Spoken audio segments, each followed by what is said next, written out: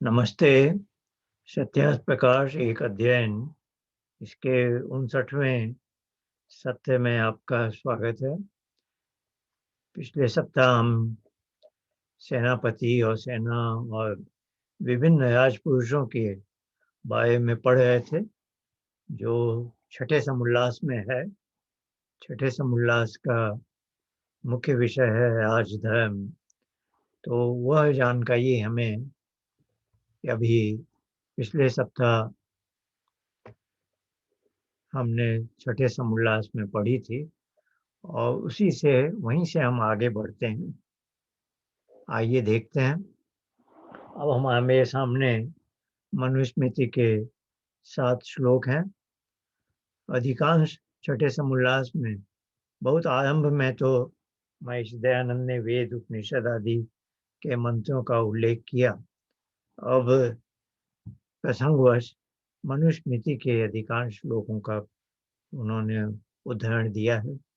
पहला श्लोक आज के क्रम में यथा फलेन युज्येत राजा कर्ता च कर्मणाम तथा वेक्ष्य नेपो राष्ट्रे कल्पयेत सततम कयान। इसका अर्थ लिखते हैं, जैसे राजा और कर्मों का कर्ता राजपुरुष व प्रजाजन सुख रूप फल से युक्त होवे, वैसे विचार करके राजा तथा राजसभा राज्य में कर स्थापन करे, जिसको हम टैक्सेशन कहते हैं। टैक्सेशन ऐसा हो, कर व्यवस्था ऐसी हो कि राजा भी और जो राजपुरुष हैं, राजा के अधिकारी हैं और प्रजाजन सभी को सुख मिले, क्योंकि वो जो कर की व्यवस्था है उस राशि का अंत में प्रजा की सुख समृद्धि के लिए ही किया जाता है। तो इस प्रकार से यदि व्यवस्था है तो सबके लिए सुखद होनी चाहिए। दूसरा श्लोक है यथा अल्पाल्प अदन्त्याद्यम वायुकोवत् षट्पदाः तथा अल्पाल्पो गृहीतव्यो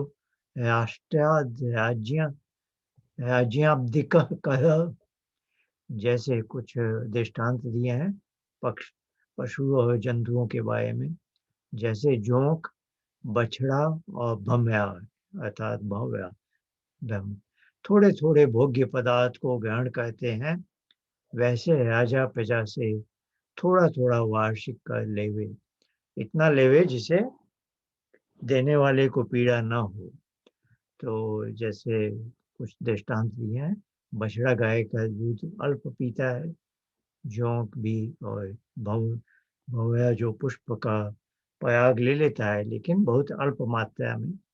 तो वो ऐसे उदाहरण दिए हैं मनु जी ने।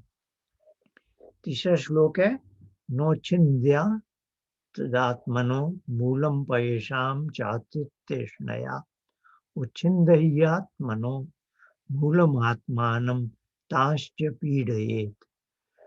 अति लोभ से अपने व दूसरों के सुख के मूल को उच्छिन्न अर्थात नष्ट कदापि न करे, क्योंकि जो व्यवहार और सुख के मूल का छेदन करता है वह अपने और उनको ही पीड़ा देता है। यानी इतना न ले ले कि अगला व्यक्ति एकदम ही समाप्त हो जाए, फिर आगे कभी आप ले ही नहीं सकेंगे। तो अति लोभ से वैसा नाम काम नहीं करना कि सुख का जो मूल है, यानी जिस व्यक्ति से कर लिया जा रहा है वह मूल है, वह कुछ कमाता है तभी उसका एक अंश दे पाता है। एक किसान है, उसकी उपज जो होती है तभी तो उसका एक अंश देगा। आप इतना ज़्यादा ले लो कि उसको उसके खाने का भी नहीं मिला तो वो बेचारा आत्महत्या कर लेगा, फिर तो उपज भी नहीं होगी अगली बार। तो इतना ही ले कि उसको कोई पीड़ा ना हो, कष्ट ना हो, अर्थात अति लोभ नहीं करना चाहिए जो कर लेने वाले हैं, चाहे वो राजा हो या राजपुरुष हो। चौथा श्लोक है तीक्ष्णश्चैव मेदुश्च स्यात् कायं वीक्ष्य महीपतिः तीक्ष्णश्चैव मेदुश्चैव राजा भवति सम्मतः। जो महीपति कार्य को देखकर तीक्ष्ण और कोमल भी होवे, वह दुखों पर दुष्टों पर तीक्ष्ण और श्रेष्ठों पर कोमल रहने से राजा अति माननीय होता है। तो यहाँ क्योंकि प्रजा भी अलग-अलग तरह के लोग होते हैं, तो उसे भी समझ में आ जाना चाहिए कि कौन-सा व्यक्ति कैसा है। कोई तीक्ष्ण होते हैं और कोई कोमल होते हैं। तीक्ष्ण व्यक्ति पर तो आपको कुछ दंड देने की या धमकी देने की आवश्यकता पड़े। लेकिन जो मृदु है स्वभाव का, उसके साथ कठोरता करना उचित नहीं है। तो जैसे के साथ तैसा व्यवहार हम बोलचाल में बोलते हैं, वैसी बात राजा और राजपुरुषों के लिए बताई है चौथे श्लोक में। अन्यथा आप अच्छे लोगों को भी शत्रु बना लोगे। 5वां श्लोक है एवं सर्वं विधायेद अमिति विधायेदमिति कर्तव्यमात्मनः युक्तश्चैव अप्रमत्तश्च परिरक्षेदिमः प्रजाः। 5वें श्लोक का अर्थ बोला, इस प्रकार सब राज्य का प्रबंध करके सदा इसमें युक्त और प्रमाद रहित होकर अपनी प्रजा का पालन निरंतर करे। तो राज्य का प्रबंध करने में सदा लगे रहे। एक जगह तो हमने पढ़ा कि राजा को इतने काम करने में इतनी व्यस्तता होनी चाहिए कि वह जैसे अपना जो अग्निहोत्र है वह भी किसी और को डेलीगेट देकर करके करवा ले, क्योंकि उसके राज काम के काम वो भी सबके भले के लिए हैं, वो भी यज्ञ कर्म जैसे हैं। तो राज्य का सुप्रबंध बहुत बड़ी बात होती है, जिससे सारी प्रजा सुख और समृद्धि को प्राप्त करे। तो इसके लिए बताया, इसमें प्रमाद भी रहित होकर आलस्य और प्रमाद न करके उसका जैसे एक माता पिता अपने संतान का पालन करते हैं, वैसे राजा का कर्तव्य है कि सारी प्रजा को अपनी संतान समझकर उनका पालन करे। छठा श्लोक देखते हैं, विक्रोशन्त्यो यस्य राष्ट्राद् धीयन्ते दस्युभिः प्रजाः संपश्यत स भृत्यस्य मितः स न तु जीवति। तो ये छठे श्लोक का अर्थ है, जिस भृत्य सहित देखते हुए राजा के राज्य से डाकू लोग रोती विलाप करती प्रजा के पदार्थ और प्राणों को हरते रहते हैं, वह जानो भृत्य अमात्य सहित मृतक है, जीता नहीं और महादुख को पाने वाला है। तो अब बता रहे हैं कि कोई राजा ऐसा भी है कि जिसके सहायक हैं, जिसके मंत्री हैं और सेना भी है, इसके होते हुए भी डाकू लोग, जो दुष्ट लोग होते हैं, वह प्रजा को इतना कष्ट दें और उनको रोते विलाप करते हुए देख लें अथवा उनके प्राण ही ले लें। तो ऐसा यदि जिस किसी राज्य में होता है, तो ऐसे राजा को और उसकी सारी व्यवस्था को, जो मंत्रिमंडल है, सेना अध्यक्ष है और जो भी व्यवस्था है, उस सबको महा धिक्कार है ऐसे को। वह जीते हुए भी जैसे मृतक है। तो ऐसे धिक्कारा है मनु ने, और बहुत सही बात लिखी है, क्योंकि संसार में हम देखते हैं आज भी कि कहीं-कहीं जगह अच्छे लोगों को दुष्ट लोगों के हाथों कष्ट पाना पड़ता है और अपने प्राण भी गँवाने पड़ते हैं। तो भारत में भी ऐसा होता है आज। तो यह बहुत कलंक की बात है, ऐसा नहीं होना चाहिए। 7वां श्लोक है, क्षत्रियस्य परो धर्मः प्रजानामेव पालनम्। यानी क्षत्रिय का परम धर्म बोला है प्रजा का पालन करना। निर्दिष्ट फल भोगता ये राजा धर्मेण युज्यते। और इसका है, इसलिए राजाओं का प्रजा का पालन करना ही राजा का परम धर्म है। और जो मनुस्मृति के 7वां अध्याय में जहाँ के ये श्लोक हैं, कर लेना लिखा है और वह जैसा सभा नियत करे, उसका भोक्ता राजा धर्म से युक्त होकर सुख पाता है, इससे विपरीत दुख को प्राप्त होता है। तो राजा का काम प्रजा का पालन करना है और उसके लिए उसको विविध सड़कें बनानी है, उद्यान बनाने हैं, सेना रखनी है और दूसरी व्यवस्था करनी है जिसके लिए धन साधन चाहिए। तो इसलिए कर व्यवस्था है, लेकिन कर व्यवस्था सही ढंग से न मानी जाए और लोभवश अधिक ले लिया राजा ने, तो ये सब जो गड़बड़ है वह हो जाती है।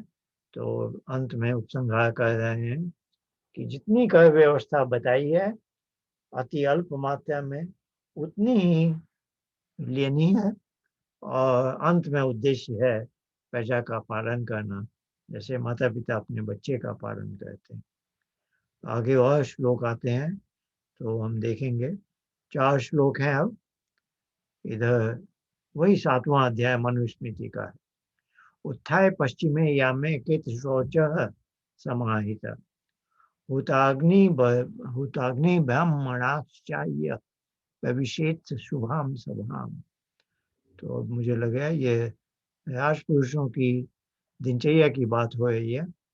तो पहला श्लोक यानी जब पिछली पहर आती है अर्थात सूर्योदय के पहले ही उठे, शौच और सावधान होकर अपने नित्य कर्म किए, शरीर की शुद्धि, फिर परमेश्वर का ध्यान, अग्निहोत्र, धार्मिक विद्वानों का सत्कार और घूमना। घूमना अर्थात व्यायाम के लिए घूमना अथवा निरीक्षण के लिए घूमना। फिर भोजन करके भीतर सभा में प्रवेश करे। तो पहली सभा के पहले उसको क्या क्या करना अभीष्ट है यह बताया मनु ने कि प्रातःकाल की अपनी दिनचर्या और अपनी उपासना और अपने अग्निहोत्र आदि, धार्मिक विद्वानों का सत्कार और एक तरह से थोड़ा देशाटन करना या जो हम बोलते हैं प्रातःकाल का वायु सेवन वैसा करना। उसके साथ ही साथ निरीक्षण भी, अलग अलग जगहों में जाना ताकि किसी को पता न चले कि कब राजा हमारा निरीक्षण कर सकते हैं। इस क्रम में दूसरा श्लोक, अब ये राजा की दिनचर्या का वर्णन है कि ऐसे ही नहीं है देर से उठने वाला और रात में देर तक जगने वाले। तो हमारी संस्कृति में सही समय पर सो जाना, सायं रात्रि में, और उतना पूरी नींद लेकर कब उठना, सूर्योदय से थोड़ा पहले ही। इस श्रृंखला में दूसरा श्लोक, तत्र स्थितः प्रजाः सर्वः प्रतिनन्द्य विसर्जयेत् विसृज्य च प्रजाः सर्वः मंत्रयेत् सह मंत्रिभिः। अब मंत्रियों से सलाह और सब तरह का परामर्श लेने की बात है। वहाँ खड़ा है कि जो प्रजाजन उपस्थित हो। अब जब सभा में प्रवेश किया है तो जो प्रजाजन है उनको मान्य दे, जिसको हम कहते हैं अच्छी तरह अभिवादन करना, उनसे बातचीत करना, फिर उनको छोड़कर बाद मुख्यमंत्री के साथ राज्य व्यवस्था का विचार करे। तो पहले जनता से मिलने का काम करे प्रजाजन से, बाद में अपने मंत्रिमंडल, मुख्यमंत्री से, प्रधानमंत्री से, जो भी उसकी पदवी है। अब तीसरा श्लोक, गिरिपृष्ठं समारुह्य प्रासादं वा रहोगतः अरण्ये निःशलाके वा मंत्रयेद अभिभाविता। तो तीसरा श्लोक बोलता है, पश्चात उसके साथ घूमने को चला जाए, पर्वत के शिखर अथवा एकांत घर व जंगल जिसमें एक शलाका भी न हो, वैसे एकांत स्थान मैदान में बैठकर विरुद्ध भावना को छोड़ मंत्री के साथ विचार करे। तो ये जो आजकल भी बहुत ध्यान रखना पड़ता है, जो राजा और मंत्री, आज अब आप कह लें आप उसे प्रधानमंत्री और अपना मंत्रिमंडल, या राष्ट्रपति और उसका मंत्रिमंडल, ये सब मंत्रणा बहुत गोपनीय होनी चाहिए और ऐसी जगह होनी चाहिए क्योंकि आजकल भी इलेक्ट्रॉनिक सिस्टम है। आपके किसी राष्ट्रपति या प्रधानमंत्री के कार्यालय में ही जो वैसे ईव्सड्रॉपिंग कहते हैं, कहाँ कहाँ कैसे माइक्रोफोन या क्या लगे हुए हैं और किस शत्रु के पास पहुंच जाती हैं बातें। तो इस सब के लिए एक उपाय बताया कि राजा और मुख्यमंत्री या प्रधानमंत्री कहीं चलते फिरते बात करें या एकांत स्थल में जहाँ किसी और के होने की कोई संभावना न हो। पर्वत के शिखर का दिया उदाहरण कि वहाँ से सबको दिखाई दे कि आस-पास कोई नहीं है। तो गुप्त मंत्रणा जो गोपनीय बातें होती हैं, ऐसी जगह कहे और जंगल में या ऐसे मैदान में जहाँ वे दोनों ही बैठे हैं एक इस सुरक्षित स्थान में।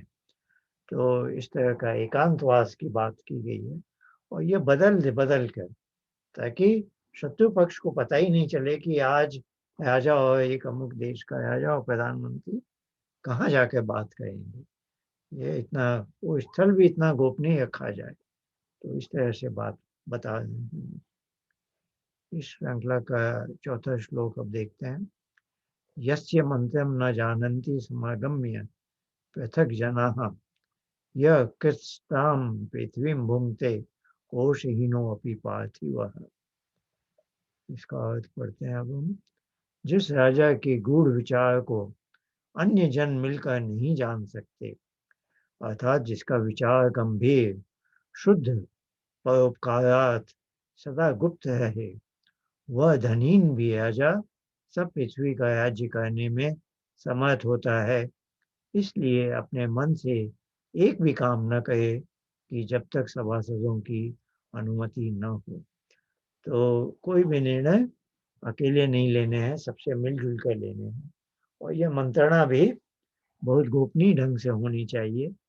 ये सब बातें देखिए मनु जी ने ये सारी व्यवस्था आदि काल में ही लिख दी है और सब जिसको आजकल डेमोक्रेटिक सेटअप बोलते हैं वैसा ही है। तो आज कहने में अमेरिका को बोलते हैं सबसे ओल्डेस्ट डेमोक्रेसी, जो क्योंकि यहाँ सन 1776 में जो डिक्लेरेशन ऑफ इंडिपेंडेंस हुआ, तो अब उसको 244 साल लगभग हो गए हैं। तो बाकी देशों में राज व्यवस्था थी तब तक, पर हमारे यहाँ तो असल में हजारों लाखों वर्ष पहले यह लोकतांत्रिक प्रणाली है, जिसके ये सब प्रमाण हैं।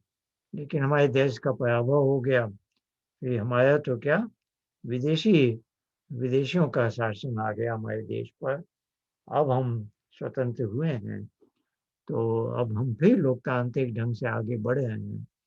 लेकिन असल में सत्य है कि भारत है सबसे पुराना लोकतंत्र विश्व का और जिसने सारी दुनिया को यह प्रणाली दी भी है। हमें इसका गर्व होना चाहिए, पर हाँ, दूसरे लोग हमें ये मान्यता नहीं देते।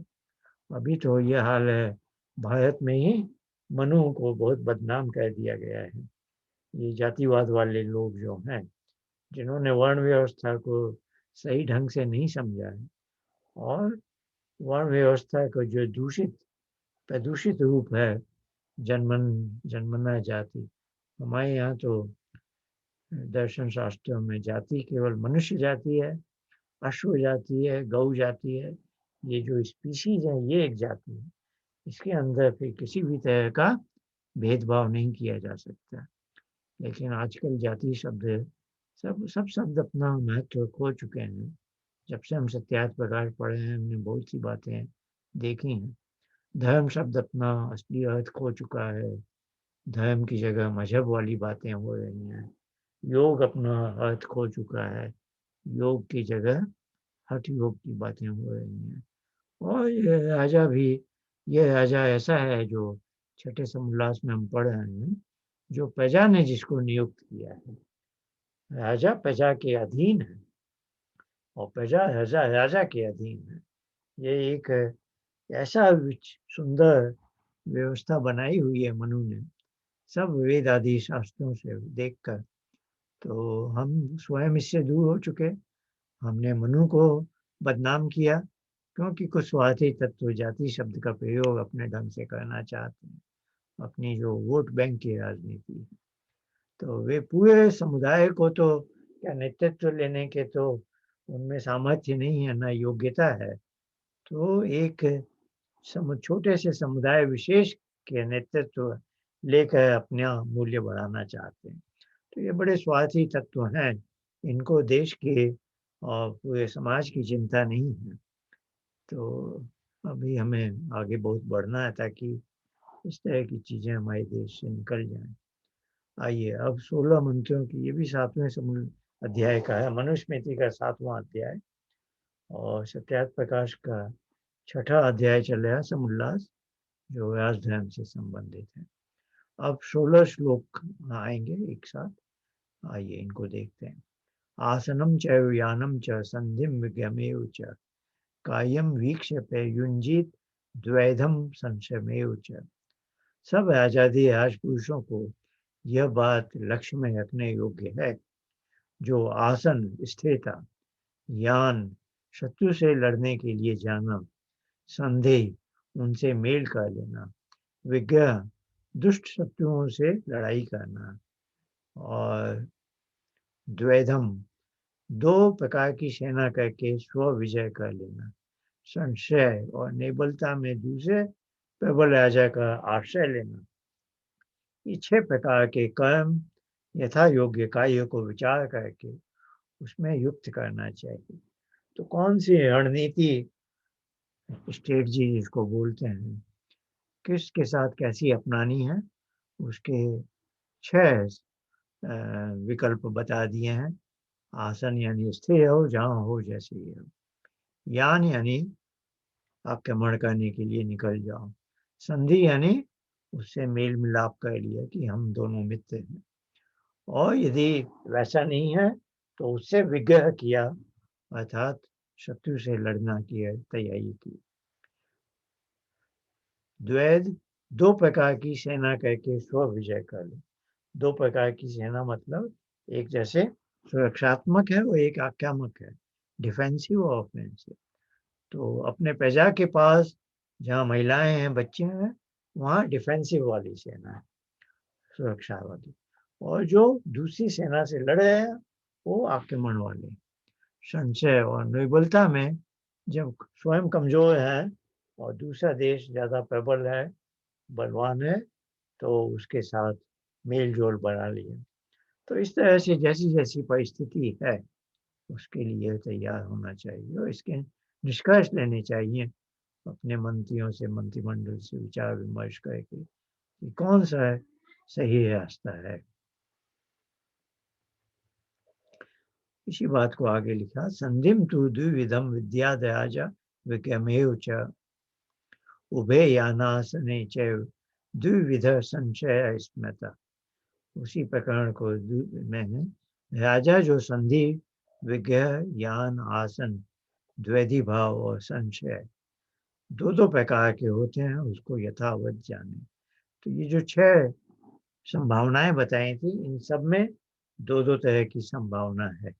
तीसरे श्लोक में आएगा, समान यान कर्माच विपरीत स्तरेव च तथा त्वायति संयुक्त संधि ज्ञेयो द्विलक्षण। जब संधि अर्थात शत्रु से मेल करना हो तब उसके तुल्य सवाई कर्म करे अथवा उससे विपरीतता करे, परंतु वर्तमान और भविष्य में करने के काम बराबर करता जाए, यह 2 प्रकार का मेल कहता है। तो संधि वाले का उदाहरण दे दिया। वहाँ भी 2 संभावनाएं कैसी हैं, एक तो है कि उसके एकदम बराबर हो जाए, और अभी हम कमजोर हैं लेकिन दुर्बलता से बढ़कर बलवान होते जाए, और इसके लिए गुपचुप काम भी कहते हैं। और दूसरा है कि उसका जैसे उसके तुल्य जैसा वो चाहता है, उसके उसके बराबरी पर है तो बराबरी वाला व्यवहार रखा, और जो उससे थोड़े कम है तो उससे बराबरी में आने का व्यवहार रखा। तो ऐसा संधि के बारे में 2 संभावनाओं के बारे में बताया। चौथा श्लोक है, स्वयं कृतश्च कार्यार्थम अकाले काल एव वा मिथ्यस्य चैव अपकृते द्विधो विग्रह स्मृतः।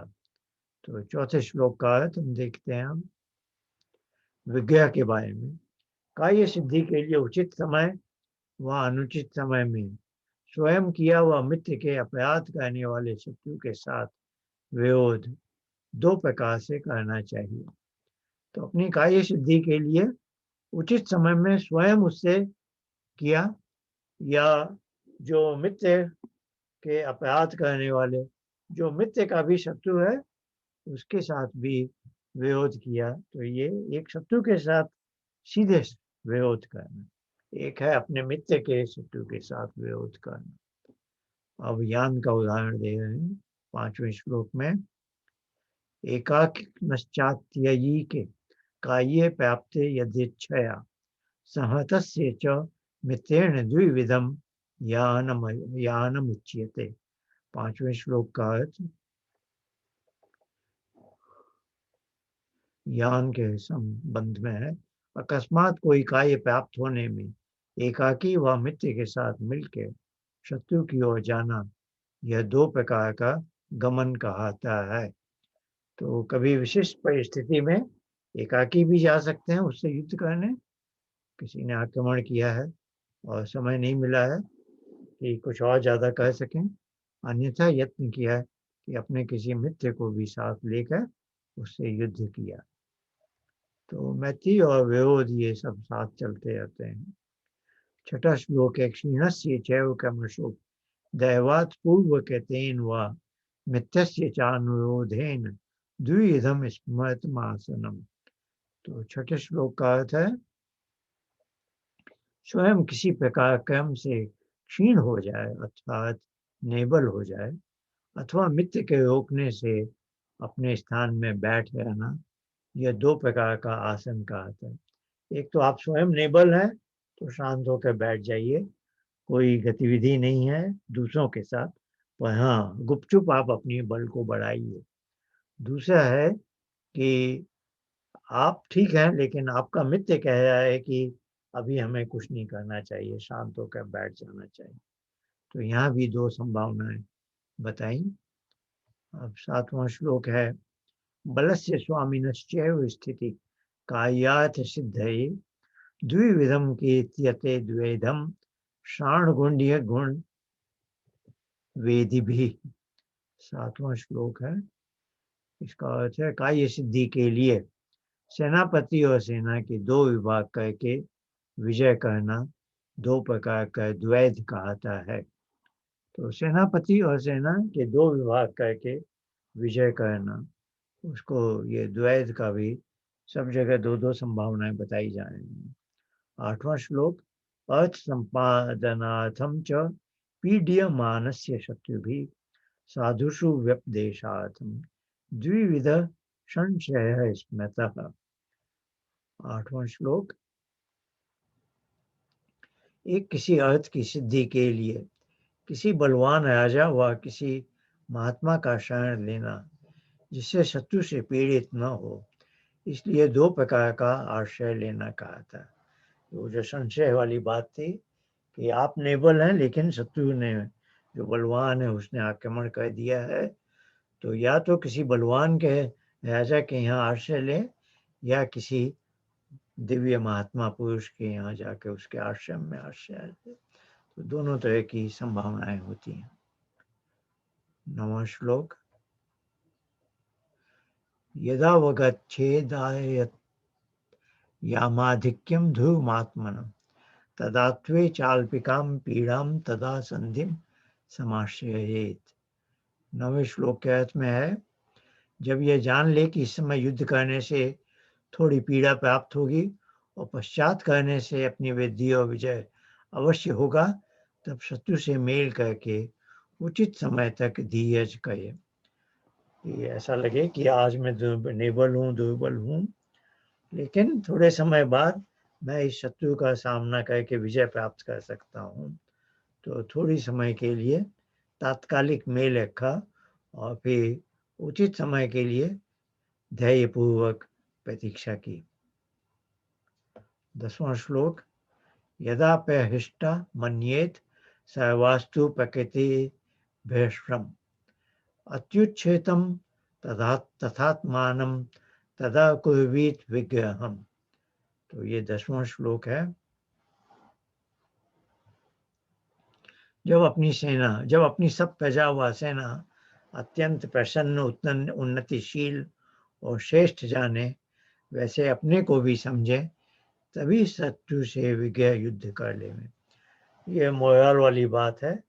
जब सबका मोराल हाई बोलते हैं, जब सब पे सुख है, सुखपूर्वक है, प्रसन्न है और पॉजिटिव थिंकिंग में है, उन्नतिशील, तब शत्रु से विग्रह युद्ध करने का सोचे। 11वां श्लोक, यदा मन्येत भावेन हिष्टम पुष्टम बलम स्वकम परस्य विपरीतम च तटा या दीपुम प्रति। 11वें श्लोक में वही भावना है, जब अपने बल अर्थात सेना को हर्ष और पुष्टि युक्त प्रसन्न भाव से जाने और शत्रु का बल अपने से विपरीत निबल हो जावे, तब शत्रु को युद्ध करने के लिए जावे। आइए 12वां श्लोक देखते हैं। यदा तु स्यात् परीक्षणो वाहनेन बलेन च तदा शीत प्रयत्नेन शनके सांत्वयन नयीन। तो 12वें श्लोक का अर्थ है, जब सेना बल वाहन से क्षीण हो जाए, तब शत्रुओं को धीरे धीरे प्रयत्न से शांत करता हुआ अपने स्थान में बैठा रहे।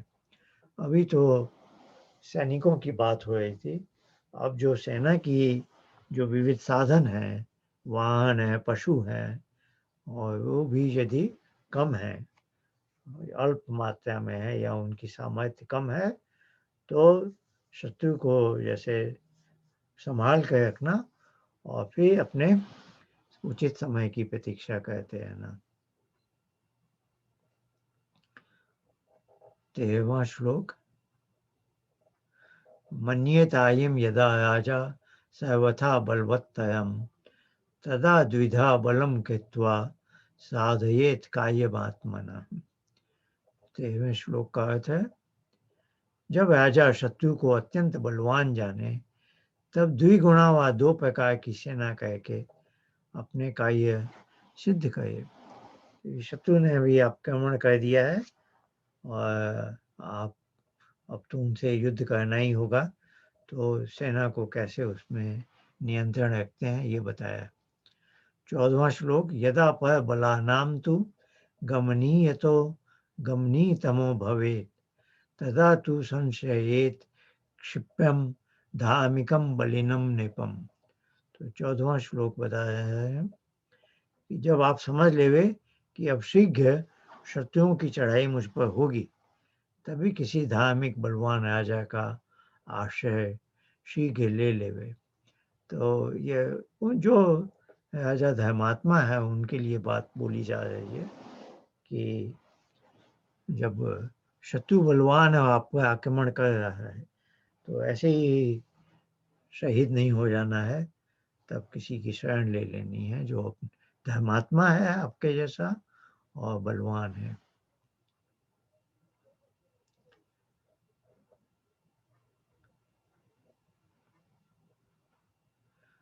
14वां श्लोक, यदा पर बलानाम तु गमनीयत।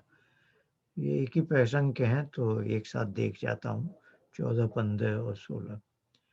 यदा पर बलानाम तु गमनीतमो भवेत् तदा तु संशयेत क्षिप्यम धार्मिकम बलिनम नेपम निग्रहम प्रकृतीनां च कुर्याद् यो अयि बलस्य च उपसेवेत तम नित्यम सर्वयत्नैः गुरुं यथा यदि तत्रापि संपश्येद दोषं संशयकायितं सुयुद्धमेव तत्रापि निर्विशंकः समाचयेत। तो 14वां, 15वां, 16वां पढ़ा है अभी हमने।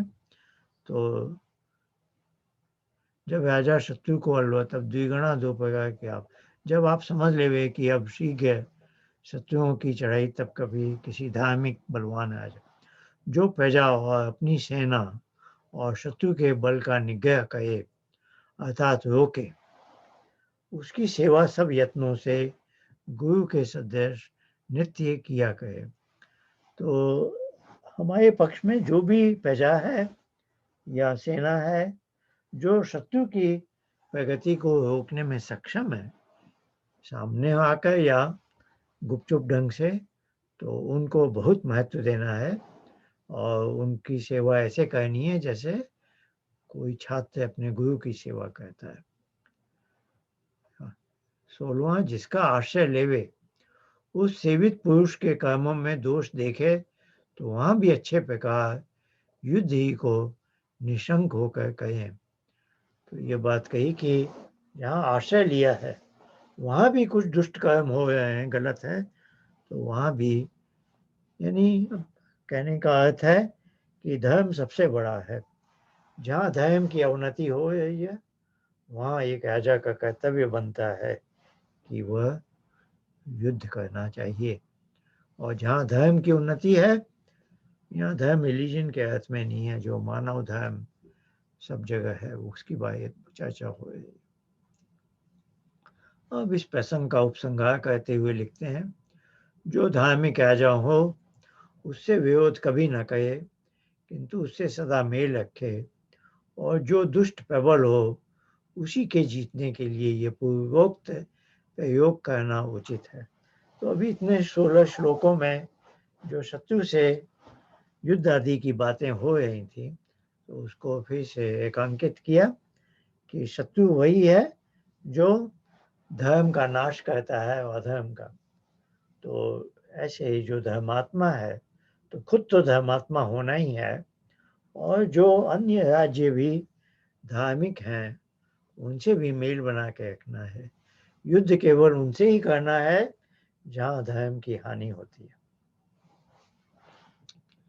ये उपसंहार में कहा है। अब आगे 4 श्लोक और हम देखते हैं।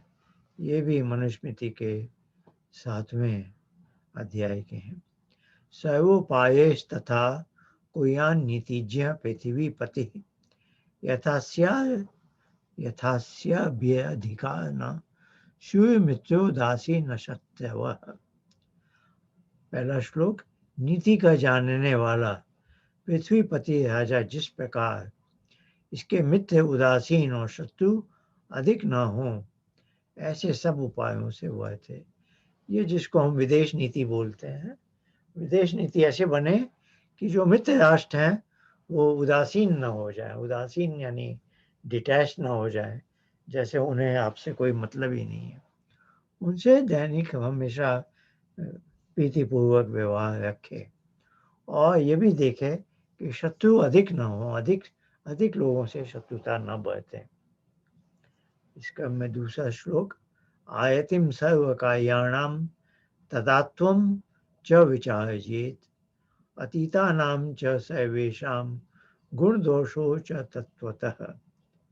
दूसरे श्लोक का अर्थ है, सब कार्यों का वर्तमान में कर्तव्य और भविष्य में जो जो करना चाहिए और जो काम कर चुके उन सबके यथार्थता से गुण दोषों को विचारे। तो जो भविष्य में काम है, कर्तव्य हैं, और जो वर्तमान में है उन पर सोच विचार कर मंत्रणा करके विचार करे, और जो पिछले कर चुके हैं उनका भी विश्लेषण करना कि उसमें क्या सही था क्या गलत था, और अपनी गलतियों से सीखना, तो गुण दोष का विचार करना। तीसरा श्लोक, आयत्याम गुण दोषज्यस्तदात्वे क्षिप्य निश्चय अतीते कार्य शेषज्ञ शत्रुभिनाय भी भूयते। तीसरे श्लोक का अर्थ, पश्चात दोषों के निवारण और गुणों की स्थिरता में यत्न करे। जो राजा भविष्यत अर्थात आगे करने वाले कर्मों में गुण दोषों का ज्ञाता, वर्तमान में तुरंत निश्चय का करता और किए हुए कार्यों में शेष कर्तव्य को जानता है, वह शत्रुओं से पराजय को प्राप्त कभी नहीं होता। तो ये जो विश्लेषण वाली बात थी कि जो भूतकाल में हो चुका है उससे स्वयं सीखना है, जिसको हम आत्म निरीक्षण बोलते हैं, इंट्रोस्पेक्शन बोलते हैं, और वैसा उसका जो परिणाम निकला कि जो सही था उसको और पुष्ट करना, मजबूती देना, और जो दोष हैं या जो गलतियां हो गई हैं उनका निवारण करना कि अब वो दोबारा न हो आगे। तो इस तरह से सदा उद्यत है विचारों में, और वर्तमान और भविष्य के सही निर्णय निश्चय कर सके। चौथा श्लोक है, यथेनम नाभिसंदद्युत मित्रो दासी न सत्यवः। तथा सैवं संविदध्यादेश सामासिको नयः। तो चौथे श्लोक का अर्थ है, सब प्रकार से राजपुरुष विशेष सभापति राजा ऐसा प्रयत्न करे कि जिस प्रकार आजादी जनों के मित्र उदासीन और शत्रु वश में करके अन्यथा न करावे, ऐसे मोह में कभी न फंसे। यही संक्षेप से विनय अर्थात राजनीति कहती है। तो इधर फिर से उपसंहार कर रहे हैं, जिसको विदेश संबंध बोलते हैं, फॉरेन रिलेशंस, कि सबकी 3 तरह की श्रेणियां बना दी। ये मित्र राष्ट्र हैं, ये उदासीन है, मध्यम स्थिति है, और ये शत्रु हैं, और इन सबको संभाल कर रखना है, जिसको आजकल बोलते हैं पॉजिटिव एंगेजमेंट। तो वैसा उनको वश में रखें कि वो आपके राज्य में कोई भी विरुद्ध काम न कर सके, जिससे प्रजा को किसी तरह की हानि हो, अहित हो, प्रजा को दुख मिले। तो आइए आज का यहीं समाप्त करते हैं। अगला प्रकरण 14 श्लोकों का है, वो भी मनुस्मृति के 7वें अध्याय का है। तो वहाँ से हम अगले सप्ताह चर्चा को आगे बढ़ाएंगे। आप सबको धन्यवाद, और फिर अगले सप्ताह मिलेंगे। नमस्ते।